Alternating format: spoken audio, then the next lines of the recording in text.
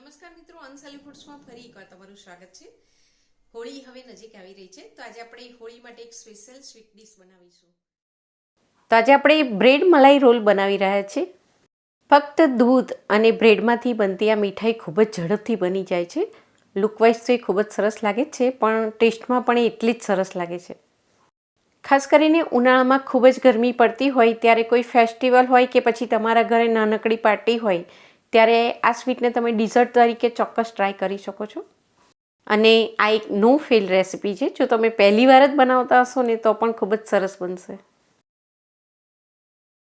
તો સ્વીટ માટે સૌથી પહેલાં અહીં આપણે કસ્ટર્ડ મિલ્ક બનાવીને તૈયાર કરીશું। અહીં મેં 1 લીટર હાઈ ફેટ દૂધ લીધું છે। અહીં આપણે 10 નંગ બ્રેડ લઈશું, એમાંથી 20 રોલ બનશે, એના માટે 1 લીટર જેટલું દૂધ જોઈશે। અને 1 લીટર દૂધમાં મિક્સ કરવા માટે અહીં આપણે 2 ટેબલસ્પૂન જેટલો કસ્ટર્ડ પાવડર લઈશું। દૂધ હજી ઠંડુ જ છે, એકદમ ઠંડા દૂધમાં કસ્ટર્ડ પાવડરને આપણે એમાં લમ્સ ના રહે એ રીતે બરોબર મિક્સ કરી લઈશું। કસ્ટર્ડ પાવડર મિક્સ કરવાથી દૂધને બહુ ઉકાળવું નહીં પડે, થીક બની જશે અને આનાથી આપણી મીઠાઈને સરસ ફ્લેવર અને કલર બંને મળી જશે। હવે આને આપણે થોડીક વાર માટે સાઈડમાં મૂકી દઈએ। દૂધ બરોબર ઉકળે પછી એમાં છેલ્લે આપણે કસ્ટર્ડ પાવડર મિક્સ કરીશું। અહીં મેં 1/4 કપ જેટલી ખાંડ લીધી છે, એનાથી આ દૂધ છે એ મીડિયમ સ્વીટ બનશે। તમારે જો થોડું વધારે ગળ્યું બનાવવું હોય તો અહીં તમે અડધો કપ જેટલી ખાંડ પણ લઈ શકો છો। અને ફ્લેવર માટે હું આમાં થોડું કેસર પણ મિક્સ કરી દઉં છું। ખાંડ અને કેસર મિક્સ કર્યા પછી અહીં દૂધને આપણે 5 મિનિટ માટે ઉકળવા દઈશું। અહીં મેં હાઈ ફ્લેમ પર દૂધને 5 મિનિટ માટે ઉકાળી લીધું છે। દૂધ થોડું થીક થઈ ગયું છે। હવે આપણે તેમાં કસ્ટર્ડ પાવડરવાળું દૂધ મિક્સ કરી દઈએ।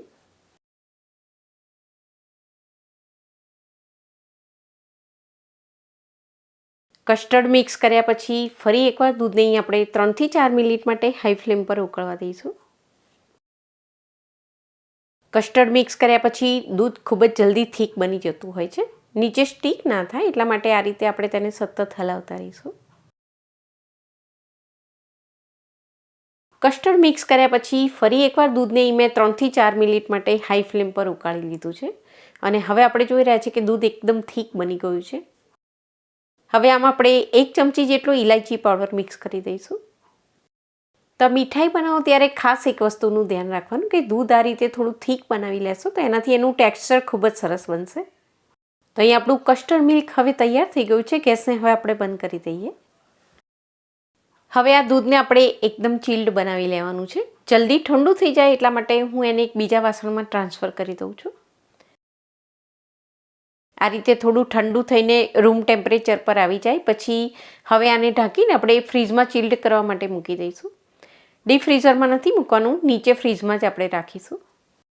અહીં આપણે મલાઈ રોલ બનાવી રહ્યા છીએ એટલે બ્રેડની અંદર ફિલ કરવા માટે આપણે મલાઈ જેવો એક ક્રીમી માવો તૈયાર કરીશું। તેના માટે અહીં મેં એક સ્ટીલની પેન લીધી છે, એમાં 1 ચમચી જેટલું ઘી લઈને પહેલાં આપણે ડ્રાય ફ્રૂટ્સ શેકી લઈશું। અહીં મેં થોડા કાજુ, બદામ અને પિસ્તા લીધા છે। આની સાથે તમારે અહીં અખરોટ, અંજીર કે પછી ખજૂર મિક્સ કરવી હોય તો તમે એ પણ કરી શકો છો। તો અહીં તમે કાચા ડ્રાય ફ્રૂટ્સની બદલે ઘીમાં આ રીતે થોડા સાંતળીને પછી મિક્સ કરશો તો એનો ટેસ્ટ થોડો વધારે સારો લાગશે। ઠંડા થઈ જાય પછી એને આપણે બારીક ચોપ કરી લઈશું। હવે એ જ કઢાઈમાં હું અહીં 1 કપ જેટલો મિલ્ક પાવડર લઈ લઉં છું અને એની અંદર મિલ્ક પાવડરથી અડધું એટલે કે અડધો કપ જેટલું આપણે દૂધ મિક્સ કરી દઈશું। આ બનાવતી વખતે અહીં ગેસને આપણે મીડિયમ ટુ લો ફ્લેમ પર રાખીશું। મિલ્ક પાવડર થોડો સ્વીટ જ હોય છે એટલે આમાં આપણે બહુ ખાંડ મિક્સ નહીં કરીએ। હું આમાં 1 ટેબલસ્પૂન જેટલી જ ખાંડ અત્યારે મિક્સ કરી દઉં છું।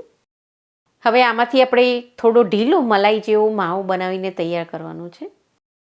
મીડિયમ ટુ લો ફ્લેમ પર આને બનતા ફક્ત 2 મિનિટ જેટલો જ સમય લાગશે। જુઓ પેન છોડવા લાગ્યું છે અને થોડું બંધાઈ જાય એટલે હવે આપણે ગેસને બંધ કરી લઈએ। કાજુ બદામને અહીં મેં એકદમ બારીક ચોપ કરી લીધા છે, એને આપણે આમાં મિક્સ કરી દઈશું અને થોડા હું ગાર્નિશિંગ માટે બચાવી રાખું છું। તો બ્રેડ મલાઈ રોલ બનાવો ત્યારે બ્રેડની ઉપર તમે સિમ્પલ મલાઈ લગાવો, એની બદલે આ રીતે માવો બનાવીને પછી તમે એને ફિલ કરીને રોલ બનાવશો તો એનાથી એનો ટેસ્ટ બહુ જ સરસ લાગશે। આ માવો એકદમ ટેસ્ટી બને છે, તમે એકલો ખાશો તો પણ એને ખાવાની તમને ખૂબ મજા આવશે। તો અહીં આપણો મલાઈદાર માવો હવે તૈયાર થઈ ગયો છે. ગેસને બંધ કરીને આપણે તેને એક પ્લેટમાં કાઢી લઈશું. તો આપણે જેટલો મિલ્ક પાવડર લીધો હોય એનાથી અડધું દૂધ મિક્સ કરીને આ રીતે આપણે માવો તૈયાર કરીશું. અહીં મેં 10 નંગ વ્હાઈટ સ્લાઇસ બ્રેડ લીધી છે. તો બ્રેડને આ રીતે આપણે કિનારીથી કાપીને લેવાની છે. હવે આપણે જે બ્રેડ લીધી છે એકદમ ફૂલેલી છે, એમાં જે છિદ્રો અને જાળી હોય છે એની પર તમે દૂધ રેડશો ત્યારે શું થશે કે બ્રેડ તરત જ દૂધ એબ્સોર્બ કરીને ફૂલી જશે અને ફાટી જશે. એવું ના થાય એટલા માટે બ્રેડની સ્ટ્રેન્થ વધારવા માટે અહીં આપણે વેલણ વડે એને હલકા હાથે આ રીતે વણી લઈશું. આ રીતે હલકા હાથે વેલણથી વણી લેશું એટલે બ્રેડ થોડી થીન થઈ જશે અને એના છિદ્રો થોડા બેસી જશે. પછી એ દૂધ એબ્સોર્બ કર્યા પછી રોલ છે એ ફાટશે નહીં, એનો શેપ સરસ જળવાઈ રહેશે. હવે બ્રેડને અહીં આપણે વચ્ચેથી કટ કરી લઈશું. તો એક બ્રેડમાંથી 2 રોલ બનીને તૈયાર થશે. હવે આપણે જે માવો તૈયાર કર્યો છે એમાંથી 1 ચમચી જેટલો માવો અહીં મેં લીધો છે અને આપણે આ રીતે કોર્નર પર લગાવી દઈશું. અને એકદમ હલકા હાથે આનો આપણે રોલ બનાવી લઈશું. એકદમ ટાઈટ નહીં બનાવીએ. અને આ રોલ ખુલી ના જાય એટલા માટે એના એન્ડ પર આપણે થોડું પાણી લગાવી દઈશું. તો આ રીતે બ્રેડને તમે વચ્ચેથી કટ કરીને એક બ્રેડમાંથી 2 રોલ બનાવશો તો તમને સર્વિંગ કરવામાં ખૂબ જ આસાની રહેશે અને લુકવાઇઝ પણ એ ખૂબ જ સરસ બનશે. હું તમને બીજો એક રોલ બનાવીને પણ બતાવી દઉં.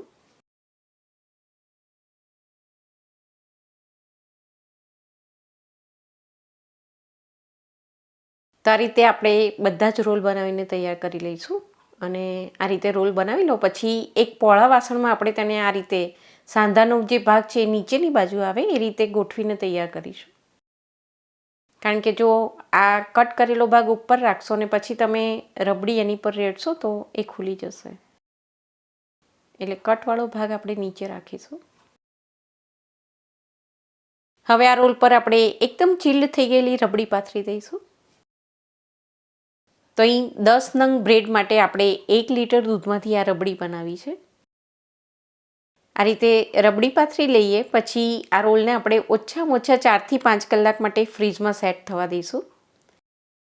તો આ રીતે રબડી નાખ્યા પછી તરત જ તમે એને સર્વ કરશો તો થોડા કડક લાગશે, પણ 4 થી 5 કલાક માટે એને તમે ફ્રીજમાં મૂકી રાખશો તો ધીમે ધીમે રોલ છે આ બધી જ રબડી એબ્સોર્બ કરી લેશે ને એકદમ સોફ્ટ બની જશે. એકદમ સોફ્ટ અને ચિલ્ડ થઈ ગયા પછી તમે એને સર્વ કરી શકો છો. હવે ચોપ કરેલા કાજુ, બદામ અને પિસ્તાથી આપણે તેને ગાર્નિશ કરી લઈશું. ડ્રાયફ્રૂટ્સથી એનો લુક્સ ખૂબ જ સરસ લાગશે. અને આની પર તમારે થોડું કેસર કે પછી તાજા ગુલાબની પાંદડીઓ સ્પ્રિંકલ કરવી હોય તો એ પણ કરી શકો છો.